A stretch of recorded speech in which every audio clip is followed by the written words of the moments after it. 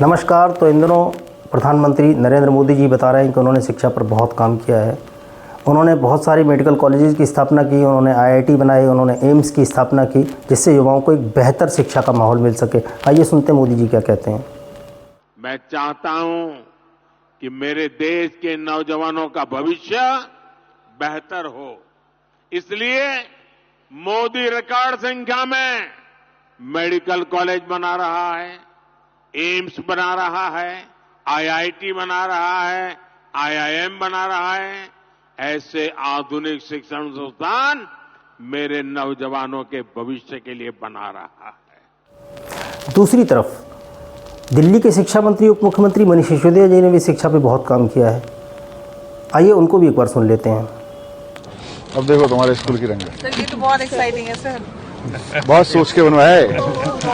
सरकारी लगेगा ही नहीं। मॉड्यूलर लगेगा मैम। सर ये डिजाइन आपने सिलेक्ट किया था, बट एलिवेशन वो अच्छा लग रहा है। हमारा टूरिस्ट स्पॉट बनेगा। Yes ma'am. देखो ऐसा दिखेगा come and see the school. Modular type. तब तक तो हम निकल चुके होंगे स्कूल। कोई बात नहीं।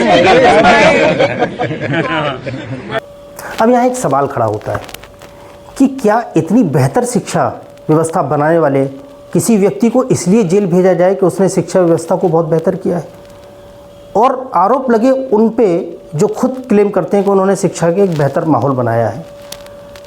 तो आखिर ऐसा है क्या? इसको समझने के लिए दोनों मॉडल को समझना बहुत ज़रूरी है। आईआईटी, एम्स और मेडिकल कॉलेज में दाखिले के लिए बुनियादी शिक्षा का अच्छा होना बहुत आवश्यक है, उसका मजबूत होना बहुत ज़रूरी है, जो कि निश्चित रूप से प्राइवेट स्कूल्स में ज़्यादा बेहतर है बनस्पत सरकारी स्कूलों के, क्योंकि सरकारी स्कूलों की शिक्षा व्यवस्था बहुत बेहतर नहीं है। यही कारण है कि जो गरीब तबके के बच्चे हैं, जो वीकर सेक्शन के बच्चे हैं, वो हमेशा पिछड़ जाते हैं कंपटीशन में, वो उनसे प्रतियोगिता में पिछड़ जाते हैं जो प्राइवेट स्कूल में शिक्षा पाते हैं। तो प्राइवेट स्कूल में निश्चित रूप से अमीरों के बच्चे जाते हैं और गरीबों के बच्चे इस दौड़ में हमेशा पिछड़ जाते हैं। दूसरी तरफ मनीष सिसोदिया जी ने प्राइमरी जो एजुकेशन है, जो बेसिक एजुकेशन है, उसको मजबूत करने का काम किया है। दिल्ली में जो शिक्षा मॉडल है वो 12वीं तक की शिक्षा को कैसे और मजबूत बनाया जाए, और मुफ्त शिक्षा कैसे, एक मुफ्त और स्तरीय शिक्षा कैसे बच्चों को दी जाए, इसके लिए मनीष सिसोदिया जी ने बहुत काम किया है, जिसको पूरे देश में ही नहीं विदेशों में भी बहुत सराहा गया है।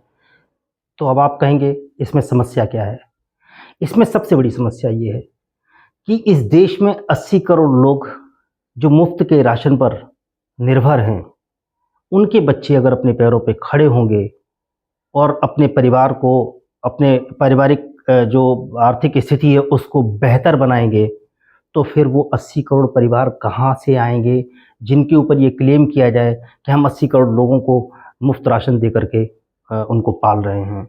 और सबसे बड़ी चीज़ ये कि फिर एक सवाल और खड़ा होगा कि रैली में नारे लगाने के लिए कहाँ से लोग आएंगे जब वो बच्चे बेरोजगारी की बजाय रोजगार की तरफ चले जाएंगे।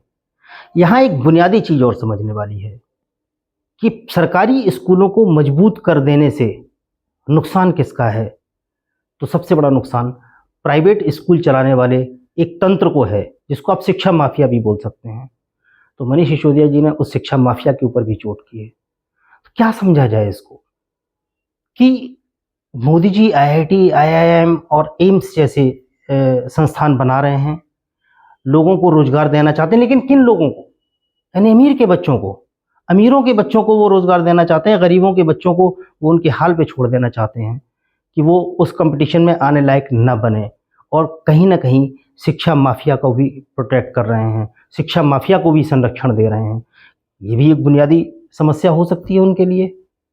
यही कारण है कि शराब घोटाले जैसे एक तथाकथित घोटाले में फंसा करके मनीष सिसोदिया जी को जेल भेज दिया जाए, जिससे एक तो ये पूरी शिक्षण व्यवस्था जो दिल्ली की है, जो शिक्षा मॉडल है दिल्ली का, ये ध्वस्त हो और इसको किसी तरह बदनाम किया जाए और कहा जाए कि इनका उद्देश्य अच्छी शिक्षा देना नहीं है और केवल पैसा पैदा करना है, पैसा बनाना है।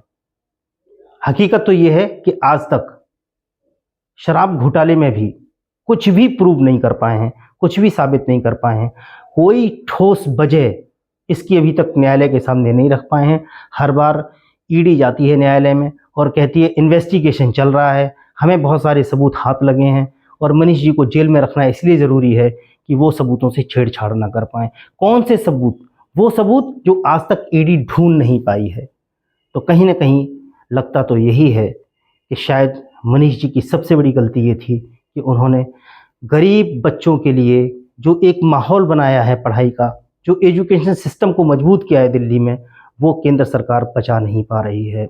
दूसरी तरफ शराब घोटाले की भी अगर बात करें तो वहाँ भी एक पेच है।